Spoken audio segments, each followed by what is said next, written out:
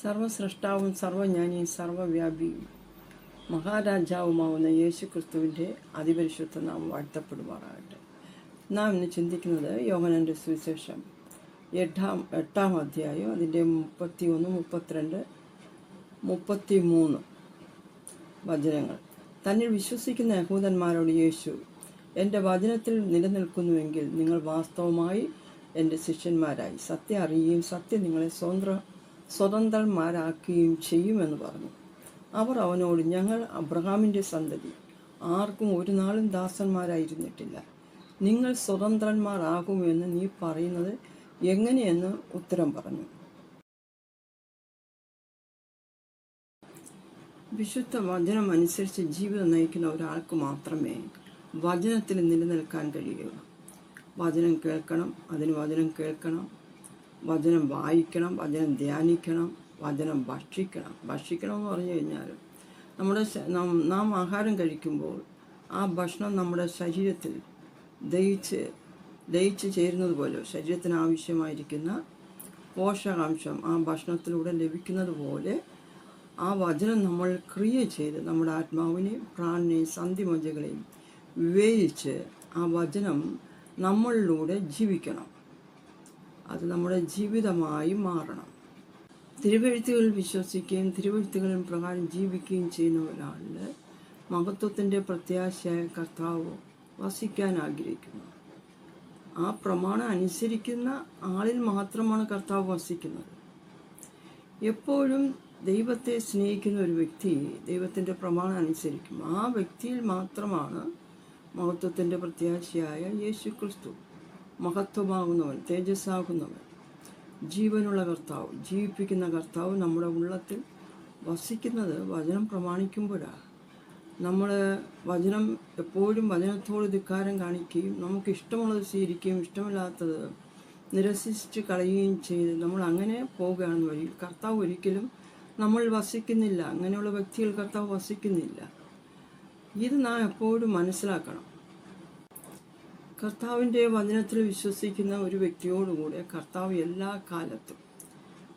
കാലത്തും കർത്താവ് കൂടെ ഉണ്ടായിരിക്കും. ഇമ്മാനുവേലായി യേശു നമ്മോടുകൂടെ ഉണ്ടായിരിക്കും. ആ വചനം നമ്മളെ വഴി നടത്തും. അതാ കർത്താവിനോടുകൂടെ വസിച്ചാൽ മാത്രമേ അത് സംഭവിക്കത്തുള്ളൂ. വചനമാണ് കർത്താവിന് വെളിപ്പെടുത്തി തരുന്നത്. വചനത്തിൽ ആ സത്യങ്ങൾ അടങ്ങിയിരിക്കുന്നത്. അപ്പോൾ വചനം വായിക്കുകയും ധ്യാനിക്കുകയും വചനം പ്രമാണിക്കുമ്പോൾ മാത്രമേ യേശുവിനെ നാം കണ്ടുമുട്ടുന്നുള്ളൂ. ഒരു എൻകൗണ്ടർ, കർത്താവുമായ ഒരു എൻകൗണ്ടർ നടക്കണമെങ്കിൽ, പരിശുദ്ധാത്മാവുമായ ഒരു എൻകൗണ്ടർ നടക്കണമെങ്കിൽ വചനവുമായി നല്ലൊരു ബന്ധം ഉണ്ടായിരിക്കണം. വചനപ്രകാരം ജീവിതം നയിക്കണം. വചനപ്രകാരം നമ്മൾ സാക്ഷ്യമുള്ളവരായി തീരണം. വചനം അനുസരിക്കുമ്പോൾ ശരിക്കും പറഞ്ഞ ആത്മമണ്ഡലത്തിൽ സ്പിരിച്വലി, മെൻ്റലി, അതുപോലെ ഫിസിക്കലി ഒക്കെ ദൈവത്തിൻ്റെ സാന്നിധ്യം നമ്മോടുകൂടി ഉണ്ടായിരിക്കും. വചനം പ്രമാണിക്കാത്തൊരു വ്യക്തിക്ക് അത് അനുഭവിക്കാൻ സാധിക്കത്തില്ല.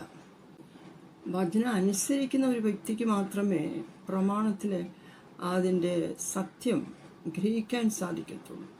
അനുസരിച്ച് വരുമ്പോഴാണ് ആ വചനത്തിലെ സത്യം നമ്മുടെ ജീവിതത്തിൽ വെളിപ്പെട്ട് വരുന്നത്. സത്യത്തിൻ്റെ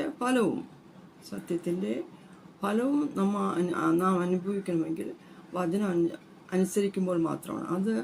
അതാണ് ആത്മീയ സ്വാതന്ത്ര്യം. ആത്മീയ സ്വാതന്ത്ര്യം എന്ന് പറയുന്നത് അതാണ്. അല്ലാതെ നമുക്ക് തോന്നും പോലെ ജീവിക്കാനായിട്ട് കർത്താവ് നമ്മളെ അനുവദിക്കുന്നില്ല. കൃപ പെരുകും തോറും പാപം പെരുകണമെന്നല്ല കർത്താവ് പറഞ്ഞിരിക്കുന്നത്. അപ്പോൾ കൃപ ഉണ്ടെങ്കിൽ പാപം ചെയ്താലും കുഴപ്പമില്ല എന്നുള്ളൊരു ധാരണയാണ് ഇന്ന് പലപ്പോഴും ദൈവസഭയെ, ദൈവജനത്തെ, ദൈവത്തിൻ്റെ ശുശ്രൂഷകരെ നയിക്കുന്നത്. കർത്താവ് ക്ഷമിക്കും. ശ്രേഷ്ഠ മഹാപുരോഹിതനായ കർത്താവ് പിതാവിൻ്റെ വലത്തുഭാഗത്തുണ്ട്. അത് അബദ്ധവശാലെ എവിടെയെങ്കിലും നമ്മൾ കുരുങ്ങിപ്പോയാൽ കർത്താവ് ക്ഷമിക്കില്ലെന്ന് പറയുന്നില്ല. പക്ഷെ അതിൻ്റെ തിക്തഫലം അനുഭവിക്കേണ്ടി വരും. ഈ ഭൂമിയിൽ നാം വിതയ്ക്കുന്നത് നാം കൊയ്തേ മതിയാകും. നാം എന്ത് ചെയ്താലും അതിൻ്റെ ഫലം അനുഭവിക്കേണ്ടി വരും. അതുകൊണ്ട് പാപത്തിന് മേൽ പാപം വരുത്തി വയ്ക്കുവാൻ ഒരിക്കലും നാം ആഗ്രഹിക്കരുത്, ചിന്തിക്കരുത്. അതിൽ നിന്ന് നമുക്കൊരു വിടുതൽ കർത്താവ് കാൽവരി ക്രൂശിൽ തന്നു കഴിഞ്ഞു. അപ്പോൾ കർത്താവിൻ്റെ വചനത്തിൽ വിശ്വസിച്ച യഹൂദന്മാരോടുള്ള ഒരു സംഭാഷണമാണ് അവരോട് കർത്താവ് പറയുന്നത്. വിശ്വസിച്ച ജനത്തോട്, വാസ്തവമായി നിങ്ങൾ എൻ്റെ വചനത്തിൽ നിലനിൽക്കുന്നുവെങ്കിൽ നിങ്ങൾ എൻ്റെ ശിഷ്യന്മാരാകും. സത്യം അറിയുകയും സത്യം നിങ്ങളെ സ്വതന്ത്രമാക്കുകയും ചെയ്യും. അപ്പോൾ സത്യം അറിയണം, സത്യമാണ് നമ്മളെ സ്വതന്ത്രമാക്കുകയും ചെയ്യുന്നത്. അപ്പോൾ അവർ പറയുന്ന ഒരു സ്റ്റേറ്റ്മെൻറ്റാണ്, അവർ അവനോട്, ഞങ്ങൾ അബ്രഹാമിൻ്റെ സന്തതി, ആർക്കും ഒരു നാളും ദാസന്മാരായിരുന്നിട്ടില്ല, നിങ്ങൾ സ്വതന്ത്രന്മാരാകുമെന്ന് നീ പറയുന്നത് എങ്ങനെയെന്ന് ഉത്തരം പറഞ്ഞു. പല രാജ്യങ്ങളിലും പല രാജാക്കന്മാരുടെ കീഴിലും അടിമകളായി പോയ ഈ ജനം കർത്താവ് ഇത് സംസാരിക്കുമ്പോഴും റോമൻ ഗവൺമെൻറ്റിൻ്റെ അധീനതയില്ല. അവർ അടിമകളെപ്പോലെ ജീവിക്കുകയാണ്. അവർക്ക് സ്വാതന്ത്ര്യമില്ല. അവർക്ക് ദൈവം കൊടുത്ത പ്രമാണം അവർ അനുസരിക്കാതെ വന്നപ്പോൾ അവർ അടിമകളായി മാറി. രാജാക്കന്മാർ അവരെ ഭരിക്കാൻ തുടങ്ങി. അങ്ങനെ ഇപ്പോഴും അടിമത്വത്തിൻ്റെ നുഖത്തിന് കീഴിൽ കിടക്കുന്ന ഈ ജനമാണ് പറയുന്നത്, നിനക്ക് എങ്ങനെ പറയാൻ കഴിയും ഞങ്ങൾ സ്വതന്ത്രർ ആകുമെന്ന്? നീ എന്തിനാ പറയുന്നത്? ഞങ്ങൾക്കൊരപ്പനേ ഉള്ളൂ, അത് അബ്രഹാമാണ്. അബ്രഹാമിൻ്റെ സന്തതിയാണ് ഞങ്ങൾ. ദൈവം ആത്മീയ മണ്ഡലത്തിലെ സ്പിരിച്വൽ സ്വാതന്ത്ര്യത്തെക്കുറിച്ച് സംസാരിക്കുമ്പോൾ ഇപ്പോൾ അവർ ശരിക്കും പറഞ്ഞാൽ ഭൂമിയിൽ അവർ അടിമകളെപ്പോലെ ജീവിക്കുന്ന സമയത്തും അതിൻ്റെ മീനിങ്ങും അവർക്ക് മനസ്സിലാകുന്നില്ല. സ്പിരിച്വലായിട്ടും അവർ സ്വതന്ത്രർ അല്ല എന്നവർ വിശ്വസിക്കുന്നില്ല. അബ്രഹാം അവർക്ക് പിതാവായിട്ടുണ്ട്. അബ്രഹാമിൻ്റെ ദൈവം ഞങ്ങളുടെ ദൈവമാണ്. അബ്രഹാമിനെ അനുഗ്രഹിച്ച ദൈവം ഞങ്ങളുടെ കൂടെ ഉണ്ട് എന്നുള്ളൊരു വിശ്വാസമാണ്. യഹൂദന്മാർ വാസ്തവത്തിൽ ഏകദൈവ വിശ്വാസികളാണ്. വിശ്വാസം വിട്ടവർ മാറത്തില്ല, പക്ഷെ പ്രമാണം അനുസരിക്കത്തില്ല. അതാ കർത്താവ് പറഞ്ഞത്, നിങ്ങൾ എൻ്റെ പ്രമാണം അനുസരിക്കുന്നുവെങ്കിൽ എൻ്റെ ശിഷ്യന്മാരാണ്. പ്രമാണം പ്രസംഗിക്കുന്നവരല്ല കർത്താവിൻ്റെ ശിഷ്യന്മാർ. പ്രമാണം പ്രവചിക്കുന്നവരുമല്ല കർത്താവിൻ്റെ ശിഷ്യന്മാർ. പ്രസംഗിക്കുവാനും പറയുവാനും ഉപദേശിക്കുവാനും ഒക്കെ കഴിയും. വചനം അറിയാമെങ്കിൽ എല്ലാവർക്കും അതിന് കഴിയും. എന്നാൽ ജീവിക്കാനാണ് പ്രയാസം. കർത്താവ് പറയുന്നു, നിങ്ങൾ അബ്രഹാമിൻ്റെ സന്തതി എന്ന് ഞാൻ അറിയുന്നു. ബയോളജിക്കലി അവർ അബ്രഹാമിൻ്റെ സന്തതി. നമുക്ക് എല്ലാവർക്കും പേരൻസ് ഉണ്ട്, ഗ്രാൻഡ് പേരൻസ് ഉണ്ട്. അപ്പോൾ നിശ്ചയമായിട്ടും നിങ്ങൾ അബ്രഹാമിൻ്റെ സന്തതി എന്ന് ഞാൻ അറിയുന്നു. പക്ഷേ സ്പിരിച്വലായിട്ട് നിങ്ങൾ എന്തല്ല, അബ്രഹാമിൻ്റെ സന്തതിയല്ല. അബ്രഹാമിൻ്റെ സന്തതി ആയിരുന്നുവെങ്കിൽ നിങ്ങൾ എന്ത് ചെയ്യുമായിരുന്നു? എൻ്റെ വചനത്തിന് നിങ്ങൾ ഇടം നൽകുമായിരുന്നു. എൻ്റെ വചനത്തിന് നിങ്ങൾ ഇടമില്ലായതുകൊണ്ട് നിങ്ങൾ എന്നെ കൊല്ലുവാൻ നോക്കുന്നു. ഇവർ കർത്താവിനെ കൊല്ലുവാൻ പ്ലാൻ ഇട്ടിരിക്കുന്ന ജനമാണ്. കർത്താവ് ഈ വചനം ഈ യഹൂദന്മാരോട് പറയുമ്പോൾ തന്നെ പരീശന്മാരും ശാസ്ത്രിമാരുമെല്ലാം കർത്താവിനെ കൊല്ലുവാൻ നോക്കുകയാണ്. അതവിടെ കർത്താവ് പറയുന്നത്, നിങ്ങൾ എന്നെ കൊല്ലുവാൻ നോക്കുന്നു. നിങ്ങൾ കൊല്ലുവാൻ നോക്കുന്ന എന്തുകൊണ്ടാണ് കൊല്ലുവാൻ നോക്കുന്നത്? പിതാവിൽ നിന്ന് ഞാൻ കേട്ട കാര്യങ്ങൾ ഞാൻ നിങ്ങളോട് അറിയിക്കുന്നത് കൊണ്ടാണ് നിങ്ങൾ എന്നെ കൊല്ലുവാൻ നോക്കുന്നത്. വാസ്തവമായി ദൈവവചനം ദൈവത്തിങ്കൽ നിന്ന് പ്രാപിച്ച് ദൈവം ശബ്ദം കേട്ട് ദൈവം അരുളി ചെയ്ത കാര്യങ്ങൾ അറിയിക്കുന്ന ദൈവഭക്തന്മാരോട് ഇന്നും പലർക്കും പകയാണ്. അവർക്കെതിരെ സഭയിൽ നിന്നും എഴുന്നേൽക്കും, കുടുംബത്തിൽ നിന്ന് എഴുന്നേൽക്കും. അതങ്ങനെയാണ് സത്യം പറയുന്നത്. പ്രമാണം ക്ലിയറായിട്ട് പ്രസംഗിക്കുന്ന ഒരു വ്യക്തിക്ക് പ്രമാണം വ്യക്തിയുടെ അടിസ്ഥാനം ആക്കി പ്രസംഗിക്കുന്നവർക്ക് ഇത്ര വലിയ പ്രശ്നങ്ങൾ വരത്തില്ല. കാരണം പണം നോക്കിയും അതുപോലെ സ്ഥാനമാനങ്ങൾ നോക്കിയും ഒക്കെ പ്രസംഗിക്കുന്നവർക്ക് വലിയ പ്രശ്നങ്ങൾ ഉണ്ടാകത്തില്ല. വാസ്തവമായി ദൈവത്തിൻ്റെ വചനം ദൈവത്തിൽ നിന്ന് കേട്ട് കർത്താവിങ്കിൽ നിന്ന് കേട്ട് അത് ജനത്തെ അറിയിക്കുമെങ്കിൽ വചനം ആത്മാവിനെയും പ്രാണനെയും സന്ധിയും മഞ്ചുകളെയും വിവേചിക്കും. അപ്പോൾ പാപം വെളിപ്പെടും, പാപ സ്വഭാവം വെളിപ്പെടും, പാപപ്രകൃതം വെളിപ്പെടും, തിരുത്തേണ്ട കാര്യങ്ങൾ തിരുത്തേണ്ടി വരും. അപ്പോൾ ഇഷ്ടപ്പെടത്തില്ല. അപ്പം യേശു കർത്താവ് പിതാവെങ്കിൽ നിന്ന് കേട്ടതാണ് ഈ ജനത്തോട് സംസാരിക്കുന്നത്. അതുകൊണ്ടാണ് അവർ കൊല്ലുവാൻ നോക്കുന്നത്. നാം പുറകോട്ട് തിരിഞ്ഞ് ചിന്തിച്ചാൽ ഈ യഹൂദന്മാർ ഉൾപ്പെടെയുള്ള മാനവകുലം മുഴുവനും പുറകോട്ട് ഇറങ്ങി ചിന്തിച്ചാൽ ആദി മാതാപിതാക്കളായിരുന്ന നമ്മുടെ ആദാമും ഹവ്വയും. ആദാം ദൈവത്തിൻ്റെ മകൻ, ദൈവം സൃഷ്ടിച്ചവൻ. ആദാമും ഹവ്വയും. അപ്പോൾ ദൈവത്തിൻ്റെ മകൻ എന്ന ലേബലിലാണ് അവർ അറിയപ്പെടുന്നത്. ആദാം ദൈവത്തിൻ്റെ മകനെന്ന് വേദപുസ്തകത്തിൽ എഴുതപ്പെട്ടിട്ടുണ്ട്, ദൈവത്തിൻ്റെ സൃഷ്ടിയായതുകൊണ്ട്. എന്നാൽ ഇവർ പാപം ചെയ്തപ്പോൾ ദൈവത്തിൻ്റെ സാദൃശ്യത്തിലും രൂപത്തിലെന്ന് പറയുമ്പോൾ ദൈവാത്മാവിൻ്റെ സാദൃശ്യത്തിലും രൂപത്തിലും സൃഷ്ടിക്കപ്പെട്ട മനുഷ്യൻ പാപം ചെയ്തപ്പോൾ അവരുടെ സ്പിരിറ്റ് മരിച്ചു, നിർജീവമായി. അപ്പോൾ അതിനുശേഷം പിറന്നവരാണ് സകല മാനവകുലവും. അപ്പോൾ ഇവരുടെ സ്പിരിറ്റ് ഡെഡാകുന്ന സമയത്ത് പിന്നെ ഇവരെ പാപം ചെയ്യിപ്പിച്ച പിശാചിൻ്റെ ഭരണത്തിന് കീഴിലായി. സത്യം പറഞ്ഞ സകല മനുഷ്യരും സ്പിരിച്വലായിട്ട് പരസംഗത്താൽ ജനിച്ചതാണ്. എന്നാൽ ദൈവത്തിൻ്റെ പുത്രനായ ക്രിസ്തു പരസംഗത്താൽ ജനിച്ചതല്ല, ദൈവാത്മാവിനാൽ ജനിക്കപ്പെട്ടു. ദൈവം തന്നെ ഭൂമിയിലേക്ക് അയച്ചതാണ് യേശു ക്രിസ്തു. അതാണ് ഇവിടെ കർത്താവ് പറയുന്നത്. അവരോട് പറഞ്ഞത്, ദൈവം നിങ്ങളുടെ പിതാവെങ്കിൽ നിങ്ങളെന്നെ സ്നേഹിക്കുമായിരുന്നു. ഞാൻ ദൈവത്തിൻ്റെ അടുക്കൽ നിന്ന് വന്നിരിക്കുന്നു. ഞാൻ സ്വയമായി വന്നതല്ല, അവൻ എന്നെ അയച്ചതാകുന്നു. ഈ അയച്ച എൻ്റെ ഭാഷണം നിങ്ങൾ കേൾക്കാത്തതെന്താ? എൻ്റെ വചനം കേൾപ്പാൻ നിങ്ങൾക്ക് മനസ്സില്ല, അതുകൊണ്ടാണ് കേൾക്കാത്തത്. പലപ്പോഴും ദൈവത്തിൻ്റെ വചനം കേൾക്കാൻ നമുക്കെന്താ മനസ്സില്ലാത്തത് കൊണ്ടാണ് നാം കേൾക്കാത്തത്.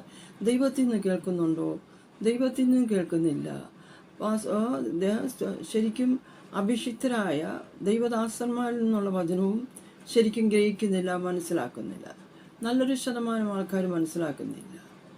എന്നാൽ അവരെ സന്തോഷിപ്പിക്കുന്നതും അവർക്ക് വാഗ്ദത്തം നൽകുന്നതുമായ പല കാര്യങ്ങളും പ്രസംഗിക്കുമ്പോൾ ഇഷ്ടമാണ്. കാരണം മനുഷ്യൻ എപ്പോഴും താല്പര്യം അവരുടെ ഇച്ഛയ്ക്കൊത്തവണ്ണം പ്രസംഗിക്കുന്ന പ്രാസംഗികരെയും പഠിപ്പിക്കുന്നവരെയാണ് ഇഷ്ടം.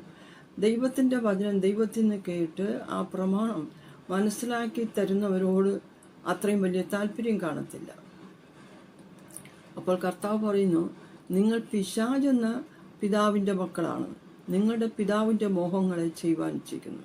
പിശാച് മോഹം സൃഷ്ടിക്കുന്നവനാണ്. ദൈവത്തിൽ നിന്ന് അകറ്റി മാറ്റുവാൻ സകല മോഹങ്ങളും സകല ആസക്തികളും കൊണ്ടുവന്ന് ദൈവത്തിൽ നിന്ന് അകറ്റി മാറ്റുന്നവനാണ് പിശാച്. കർത്താവ് പറയുന്നു, അവൻ ആദ്യം മുതൽ കുലപാതകനായിരുന്നു. അവനിൽ സത്യമില്ലായതുകൊണ്ട് സത്യത്തിൽ നിലനിൽക്കുന്നില്ല.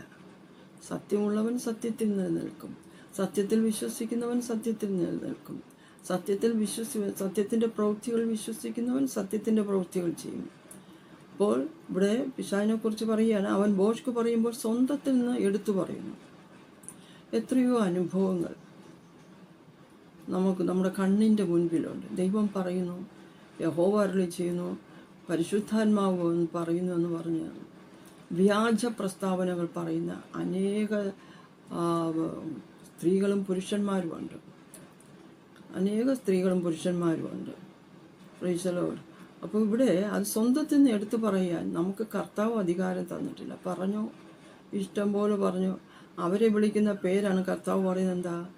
പിശാച് എന്ന പിതാവിൻ്റെ മക്കൾ. ഈ യഹൂദന്മാരോട് മാത്രം പറഞ്ഞതല്ല, നാം കർത്താവിനെ രക്ഷകനായി സ്വീകരിച്ചു കർത്താവിനോട് സ്നാനപ്പെട്ട് ചേർന്ന് ദൈവസഭയോട് ചേർന്ന ദൈവമക്കളോട് ഇത് തന്നെയാണ് കർത്താവ് പറയുന്നതും. ഇവിടെ പാപം എന്നൊരു വിഷയം.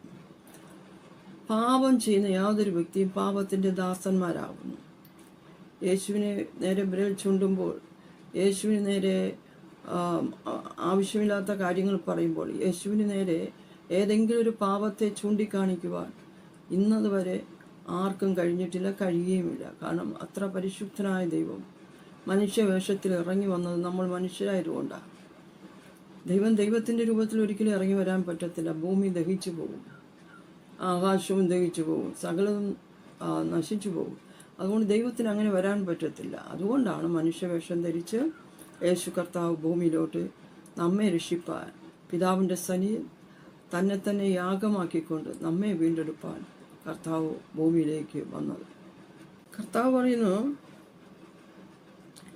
ദൈവത്തിൻ്റെ സന്തതിയായവൻ ദൈവത്തിൻ്റെ വചനം കേൾക്കുന്നു. നിങ്ങൾ ദൈവസന്തതി അല്ലായതുകൊണ്ട് കേൾക്കുന്നില്ല. അതാ കാര്യം. കേൾക്കുക മീൻസ് നമ്മൾ ഈ ചെവി കൊണ്ട് കേട്ട് കേൾക്കുന്നതിനനുസരിച്ച് മറുപടി പറയുന്നതും പ്രവർത്തിക്കുന്നതുമല്ല. അത് നമ്മുടെ ആത്മാവിൻ്റെ ചെവി കൊണ്ട് കേട്ട് നമ്മുടെ ആത്മീയ ജീവിതത്തിൽ ക്രമീകരണം വരുത്തുന്നതാണ് ഇവിടെ കേൾക്കുക എന്ന് കർത്താവ് ഉദ്ദേശിക്കുന്നത്. വീണ്ടും യേശു അവരോട് പറയുക, ആമേൻ ആമേൻ ഞാൻ നിങ്ങളോട് പറയുന്നു, എൻ്റെ വചനം പ്രമാണിക്കുന്നവൻ ഒരു നാളും മരണം കാണുകയില്ല. ഇത് കേട്ടപ്പോൾ ഇവർക്ക് ദേഷ്യമുണ്ടായി. ഇവർ കർത്താവിന് ഭൂതമുണ്ട്, അങ്ങനെയാ ഇങ്ങനെയാന്നൊക്കെ പറയുന്നുണ്ട്. വാസ്തവത്തിൽ കർത്താവ് മരണം കാണുകയില്ലെന്ന് പറഞ്ഞ് സ്പിരിച്വൽ മരണം സംഭവിക്കത്തില്ലെന്ന് പറഞ്ഞത്. കർത്താവിനെ പൂർണ്ണമായി വിശ്വസിച്ച് കർത്താവിൻ്റെ പ്രമാണം അനുസരിച്ച് ജീവിക്കുന്ന ഒരു വ്യക്തിയുടെ ആത്മാവ്, ആ വ്യക്തി മരിക്കുമ്പോൾ തന്നെ ആത്മാവ് സ്വർഗത്തിൽ കർത്താവിൻ്റെ അടുക്കൽ കടന്നു പോകുന്നു. ഇവിടെ ആത്മാവിന് മരണം സംഭവിക്കുന്നില്ല. ഇതിവർക്ക് മനസ്സിലാക്കാൻ കഴിഞ്ഞിട്ടില്ല. അതാ സംഭവം. അവരിൽ തന്നെ പലരും മരണാനന്തര ജീവിതത്തെക്കുറിച്ച് ഓരോരോ അഭിപ്രായങ്ങളുള്ളവരാണ്. അപ്പോൾ തന്നെ അവർക്കത് മനസ്സിലായില്ല, മനസ്സിലാക്കാൻ അവർക്ക് കഴിയത്തുമില്ല. ഇന്നും ദൈവത്തെ അറിയാത്ത, യേശുക്രിസ്തുവിനെ അറിയാത്ത ആർക്കും തന്നെ മരണാനന്തര ജീവിതത്തെക്കുറിച്ച് ഒരു ഐഡിയയും കാണത്തില്ല. പല കഥകളും പല ഐതിഹ്യങ്ങളും പല കിഴവിക്കഥകളും ഇങ്ങനെയൊക്കെ മനുഷ്യൻ അവൻ ക്രിയേറ്റ് ചെയ്യുന്നതാണ്. വാസ്തവമായി അവർക്ക് അറിവില്ല, ബോധവുമില്ല, മനസ്സിലാക്കാൻ ശ്രമിക്കുന്നുമില്ല. മനസ്സിലാക്കണമെങ്കിൽ യേശുവിൻ്റെ അടുക്കൽ വരണം. യേശുവിൻ്റെ അടുക്കൽ വരാൻ മനസ്സിലായ കൊണ്ടും ദൈവവചനം കേൾക്കാൻ മനസ്സിലായ കൊണ്ടും മനസ്സ് ഇല്ലായ കൊണ്ടും ആ വിഷയങ്ങളെക്കുറിച്ച് അജ്ഞരായി നടക്കുന്നു, അജ്ഞരായി ജീവിക്കുന്നു. ദൈവത്തെക്കാൾ ഉപരി അവർ അബ്രഹാമിൽ വിശ്വസിച്ചു. അതിന് കാരണമുണ്ട്. അബ്രഹാമിനെ ദൈവം നടത്തിയ വഴികൾ, അബ്രഹാമിയ തലമുറകളെ ദൈവം വിടിവിച്ചു കൊണ്ടുവന്ന വഴികൾ, ഇത് കേട്ട് കേട്ട് കേട്ട് പരിചരിച്ച് മോശയുടെ പ്രമാണങ്ങളും മോശയുടെ പുസ്തകത്തിൽ എഴുതിയിട്ടുള്ള കാര്യങ്ങളുമൊക്കെ മനസ്സിലാക്കിയ ഈ ജനത്തിന് യഹോവയാം ദൈവത്തിൽ അവർക്ക് വിശ്വാസമുണ്ടെങ്കിലും അവരുടെ വിശ്വാസം ആ മോശയുടെ പഞ്ചഗ്രന്ഥങ്ങളിൽ എഴുതിയിട്ടുള്ള പ്രമാണങ്ങളെക്കാൾ ഉപരി കർത്താവിൻ്റെ കൽപ്പനകളും ചട്ടങ്ങളും വിധികളും സാക്ഷ്യങ്ങളും അതൊക്കെ അവർ പഠിച്ച് മനസ്സിലാക്കി ഗ്രഹിച്ചു വന്നിട്ട് ആചാരാനുഷ്ഠാനങ്ങളും കർമ്മങ്ങളും ക്രിയകളും ഒക്കെ അവർ ആചരിച്ചു വന്നതുകൊണ്ട് തന്നെ എല്ലാത്തിനും ഒരേപോലെ പ്രാധാന്യം കൊടുത്തുപോയി. അപ്പോൾ പാപത്തിൽ നിന്നുള്ള വിടുതൽ ശരിക്കും നടക്കേണ്ടത് എങ്ങനെയെന്ന് അവർക്ക് മനസ്സിലായിട്ടില്ല. പാപബോധമില്ല. ശരിക്കും ആത്മമണ്ഡലത്തിൽ അവർക്ക് പാപബോധം ഉണ്ടായിട്ടില്ല. എല്ലാം ബുദ്ധി കൊണ്ടും അവർക്ക് ചെയ്യാൻ പറ്റുന്ന കാര്യങ്ങൾ യാഗാർപ്പണങ്ങളിലൂടെയും അവരുടെ പാപം മറയ്ക്കപ്പെടുന്നു എന്ന് അവർക്കറിയാം. പക്ഷേങ്കിൽ അവിടെ ശരിക്കും ഒരു മാനസാന്തരമോ പശ്ചാത്താപമോ അവർക്കുണ്ടാകുന്നില്ല. അങ്ങനെ ഒരു കാര്യം സംഭവിക്കുന്നില്ല. എന്നാൽ അവർ പഠിച്ചതിനും അവർ മനസ്സിലാക്കിയതിനും അവർ ഗ്രഹിച്ചതിനും അപ്പുറമായി യേശുവിൻ്റെ ഉപദേശങ്ങൾ കേട്ടപ്പോൾ അവർക്കതൊരു വിപരീത ഉപദേശമായി തോന്നി. യോഹന്നാൻ്റെ സുവിശേഷം 8-ാം അധ്യായത്തിൽ 3 കൂട്ടരെയൊക്കെ കർത്താവ് വെളിപ്പെടുത്തിയിരിക്കുന്നത്. ഒന്ന്, ദൈവത്തിൻ്റെ വചനം അനുസരിക്കുന്നവർ, അവർ കർത്താവിൻ്റെ ശിഷ്യന്മാർ, അവർ ദൈവത്തിൻ്റെ മക്കൾ. യഹൂദന്മാർ പറയുന്നു, ഞങ്ങൾ അബ്രഹാമിൻ്റെ സന്തതിയാണ്, ഞങ്ങൾ ഒരിക്കലും പരസംഗത്താൽ ജനിച്ചവരല്ല, ഞങ്ങൾക്കൊരു ദൈവമേ ഉള്ളൂ, അതാണ് യഹോവയാം ദൈവം. അവർക്ക് ദൈവത്തിങ്കിലേക്കുള്ള വഴി യേശു ക്രിസ്തുവാണെന്നും അവർക്ക് അറിയാതെ പോയി. യഹൂദന്മാർ കർത്താവിൽ വിശ്വസിക്കുകയോ കർത്താവിനെ ഏറ്റുകൊള്ളുകയോ ചെയ്യുകയാൽ ഒരു ചെറിയ ന്യൂനപക്ഷം ആൾക്കാർ കർത്താവിൽ വിശ്വസിച്ചു, കർത്താവിൻ്റെ വചനം പ്രമാണിച്ച് കർത്താവിൻ്റെ ശിഷ്യന്മാരായിത്തീർന്നു. എന്നാൽ നല്ലൊരു വിഭാഗവും കർത്താവിൽ വിശ്വസിച്ചില്ല. അവർ യേശുവിനെ തള്ളിക്കളഞ്ഞു. അവർ കർത്താവിനെ ക്രൂശിക്കാൻ ഏൽപ്പിച്ചു കൊടുത്തു. കർത്താവ് നമുക്ക് വേണ്ടി പരമയാഗമായി തീരുവാൻ മരണം ആസ്വദിക്കാൻ വന്ന കർത്താവ് തന്നെയാണ്. എന്നാൽ ഇവർ ഏൽപ്പിച്ചു കൊടുത്തു.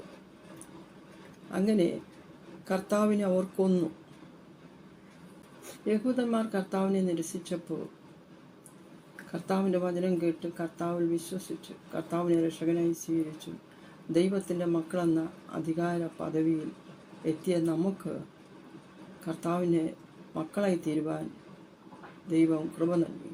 കൃപയിലൂടെയാണ്, ദൈവത്തിൻ്റെ കൃപയാണ് വിശ്വാസത്തിലേക്ക് നമ്മെ നയിച്ചത്. ആ വിശ്വാസം ആ കൃപ, ദൈവത്തിൻ്റെ കൃപ സ്പിരിച്വലി, മെൻ്റലി, ഫിസിക്കലി നമുക്ക് സ്വാതന്ത്ര്യം നൽകിയിരിക്കുമ്പോൾ ആ സ്വാതന്ത്ര്യത്തെ ദുർവിനിയോഗം ചെയ്യാതെ വണ്ണം ഞാൻ ദൈവത്തിൻ്റെ വചനത്തെ അനുസരിച്ച് ജീവിക്കുമെങ്കിൽ വാസ്തവമായി കർത്താവിൻ്റെ ശിഷ്യരായി ജീവിക്കാനുള്ള സ്വാതന്ത്ര്യം നമുക്ക് ദൈവം കൽപ്പിച്ചാക്കിയിരിക്കുകയാണ്. ഈ കൂട്ടത്തിൽ നാം ഒരിക്കലും യഹൂദന്മാരല്ല. എന്നാൽ അബ്രാഹ്മ്യ അനുഗ്രഹം ക്രിസ്തു യേശുവിലൂടെ നമുക്ക് ലഭിച്ചിട്ടുണ്ട്. കർത്താവിൻ്റെ വചനം പ്രമാണിച്ച് അനുസരിക്കുന്ന ഓരോ വ്യക്തിക്കും അബ്രാഹ്മ്യ അനുഗ്രഹം, അബ്രാഹ്മിനോട് ദൈവം ചെയ്ത വാഗ്ദത്തം, ആ അനുഗ്രഹങ്ങൾ അത് നമുക്കും ക്രിസ്തു യേശുവിലൂടെ നൽകിക്കഴിഞ്ഞു. അപ്പോൾ അത് സ്വീകരിച്ചുകൊണ്ട് ക്രിസ്തുവിലെ വിശ്വാസത്തോടെ മുന്നേറുവാൻ കർത്താവ് നമ്മെ ഏവരെയും സഹായിക്കട്ടെ എന്ന് പറഞ്ഞുകൊണ്ട് ഞാൻ എൻ്റെ വാക്കുകളെ ചുരുക്കുന്നു. കണ്ണുകളടയ്ക്കാൻ പ്രാർത്ഥിക്കാം. മഹാപരിശുദ്ധ ദൈവമേ, സ്വർഗസ്ഥനായ ഞങ്ങളുടെ പിതാവേ, അങ്ങയുടെ വചനം അനുസരിച്ച് ഭൂമിയിലെങ്ങുമുള്ള, ഭൂതലത്തിലെങ്ങുമുള്ള അങ്ങയുടെ വിശുദ്ധന്മാർ കർത്താവെ ജീവപര്യന്തം വിശ്വസ്തോടെ കർത്താവിനെ സ്നേഹിക്കുവാനും സേവിക്കുവാനും ദൈവം കൃപ ചെയ്യേണ്ടതിന് അങ്ങയുടെ ആത്മശക്തി അളകൂടാതെ അങ്ങയുടെ ജനത്തിൻ്റെ മേൽ പകർന്നു. അങ്ങയുടെ ജ്ഞാനം കർത്താവെ, പരിജ്ഞാനം ആമേൻ അങ്ങയുടെ ജനം പ്രാപിച്ചെടുത്ത് വിശ്വസ്തയോടെ കർത്താവിനെ അനുഗമിക്കാൻ കർത്താവ് സഹായിക്കണമെന്ന് അഭ്യർത്ഥിച്ചുകൊണ്ട് പ്രാർത്ഥിച്ചുകൊണ്ട് അപ്പച്ചൻ്റെ കരങ്ങളിൽ ഞങ്ങളെ സഭയായി ഏൽപ്പിച്ച് പ്രാർത്ഥിക്കുന്ന അപ്പച്ച യേശു ക്രിസ്തുവിൻ്റെ തന്നെ നാമത്തിൽ തന്നെ ആമേൻ, ആമേൻ, ആമേൻ.